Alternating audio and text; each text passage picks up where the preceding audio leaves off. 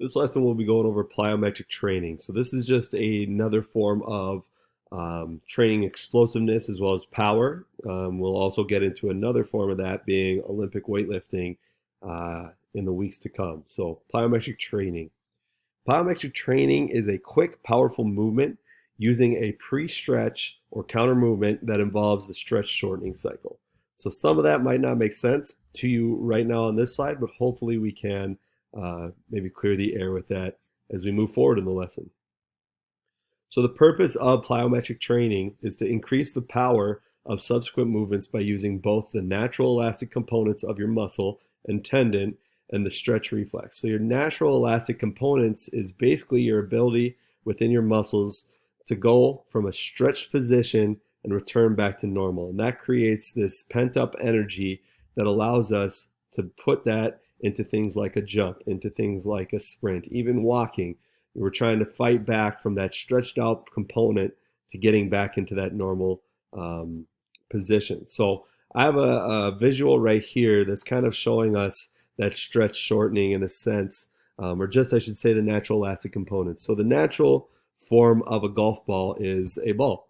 So with that being said, when we hit a golf ball, so we see right here a golf ball being hit in slow motion, what we're doing is we're changing the shape of that golf ball. So now we're no longer a circle per se, but just kind of like an oblong oval. So that side starts to get flattened.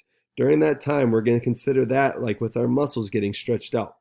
So as that golf ball gets flattened, it's going to try and return to its natural state of being a circle. So that's the elasticity of the golf ball. So with that, as that golf ball is getting flattened, it's going to naturally try and get back into a circle, and it's going to push into that club face. So as it's getting flattened and pushing back into the club face, we start to see it over time go from being really flat to now it's starting to get more circular towards the end. With that, the golf ball is going to actually, through the force being put into the club head, propel itself forward. Same with our jumping. If I were to drop down into a squat and jump up really fast, what I'm doing is I'm stretching out my hamstrings, my glutes, and I'm going to be stretching out the quads to a certain extent as well. And those are going to quickly try and get back to its natural state from a stretch state that's going to propel us up into a jump or forward into a jump and so on. So our stretch shortening cycle is an active stretch of a muscle followed immediately by a shortening of that same muscle. So that's going to be the eccentric piece is going to be the stretching of the muscle, the elongating the muscle. And then when we go back from shortening that, then we're going to be looking at the concentric piece. So for instance, if we're to look at a stretch shortening cycle within a depth jump. So a depth jump is when we step off a box, we hit the ground, we jump up as high and as fast as we can. So we're going to starting position, we're going to drop down. As soon as we hit that ground, we're now in the lengthening phase or the eccentric phase. During that time, we're going to be dropping down. We go from that eccentric phase. There's going to be a brief point in time where we're no longer moving downward and we're not starting quite yet our movement upward. That's going to be our loading phase or our amortization phase. This is going to be a very important phase for us. After that, we see our firing phase or our shortening phase, also known as our concentric phase. So now we're shortening, we're exploding upwards. So we go from our starting position into our lengthening or eccentric.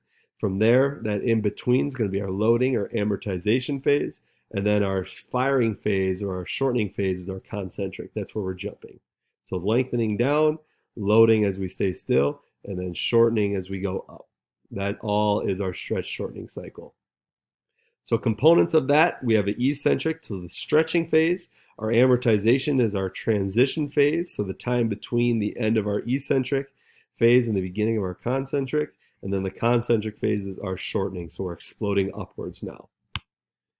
So going back to that amortization phase, so right here, that transitioning phase. Going back to that, this is a critical component of our plyometrics, or just in general, of our speed, of our change of direction, and so on. All right, the two most important components of that is going to be the absorption of force as well as the transmission of force in a new direction. So we're absorbing the force that we've created through the eccentric phase, and then we're going to transmit that force from that eccentric phase into the concentric phase, and that time between is that amortization. This is crucial to power production because we have to keep it short. If we're in this amortization phase for too long, we can see a dissipation of the energy stored up from the eccentric phase. So if I drop down into a squat and I hold that for 3 seconds and then I jump up, I probably won't jump as high as I would if I squat down and jumped up instantly, because that amortization phase is much longer, and that energy we stored up from the eccentric or the lengthening phase is going to no longer be present, and we're going to be from a stagnant position trying to shorten or contract our muscles, or concentric phase. But if we do that quickly, our concentric phase is going to be much more powerful, much more, or much higher as well. So that amortization phase is super important. So in anything we do when it comes to plyometric training, we want to try and shorten that amortization phase up as much as possible. So we want to quick it short, and we want to keep it powerful from that shortness, so that energy stored up is powerful enough to propel us into that concentric phase. 3 plyometric movements. So these are 3 concepts or terms that you're going to have to remember when we do our vocab quiz at the end of the semester. The different movements of plyometric are going to be jumping, hopping, and bounding. Jumping is going to be any type of jump in which we're involving 2 legs and we're going to land on 2 legs. So a normal jump, let's say a vertical jump, I'm jumping off my 2 legs, coming down on 2 legs. That's a jump. That's different from a hop, in which we're going to jump off 1 leg and we're going to land on that same leg. So that's a hop. Hopping is single leg landing on the same leg that you jump. This can be a progression in the sense, if we're working on our landing, we can maybe jump off that one or hop off that one and land on 2. But for the most part, when we refer to a hop, we're going to talk about jumping off 1 leg and landing on the same. So jump on the right, land on the right. Whereas a bound, we're going to be jumping off 1 leg and landing on the opposite leg. So I might jump off my right leg and land on my left leg. So that's a bound. So jumping is a 2-leg jump, 2-leg land. Hopping is a single leg jump while landing on that same leg. And a bound is a single leg jump landing on the opposite leg. Things to keep in mind when we are doing plyometric training. One is we want to emphasize proper landing form. So we want to be in athletic position. So athletic position, once again, is feet about shoulder width apart. All right, we want to have those knees slightly bent. We want to have those hips slightly flexed as well. Chest is up. We're not on our heels. We're not on our toes. We're right on the balls of our feet, ready to do anything athletic. We want to avoid this knee valgus. So that's when we look at that proper landing mechanics. We don't want to have those knees roll inside. If we have those knees roll inside over time, what that can do is really start to fatigue our legs. We see chronic issues happen over time, and that's where we can see injuries start to happen. So we want to avoid that, what we call knee valgus. Also keep in mind that this plyometric training has a high nervous demand placed on athletes. So the central nervous system is really coming into play a lot. And when that central nervous system starts to break down over time, that's when we see injuries happen. So when we talk about plyometric training, we want to keep things short, explosive. We don't want to overload them with a ton of volume. It's just going to be very quick hitting. You can do your plyometric training at the very beginning of a workout, or you can do it in between sets, but you're not going to do a ton of reps and sets with those. So we want to keep things crisp so that central nervous system doesn't get worn out. And then it can also play into movement mechanics. So, a lateral bound, so once again, that bound is going to be 1 leg jump off into the opposite leg. A lateral bound is essentially a high-powered shuffle. So working on things like defensive slides, if you're a basketball player like that.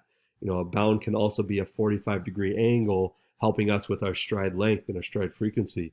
Essentially, we're just teaching our body to put force through the ground really fast, so that rate of force development. And then just our hands-on portion for today. We have a warm-up. We have our lateral A march, A skip. We talked about that in change of direction as well. Snap downs is going to be basically standing up in a long position, hands over our heads. We're up on our toes. We're as tall as we can. And we're going to snap down into athletic position. So chest up, arms are back. We're ready to jump again.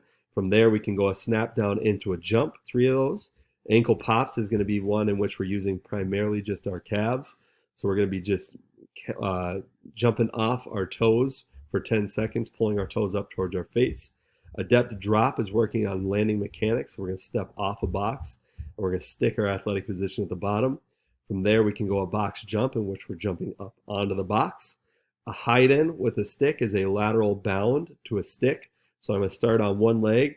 I'm going to use that other leg to create momentum to jump up and over an invisible cone and stick the landing on the other leg. You can go two each direction.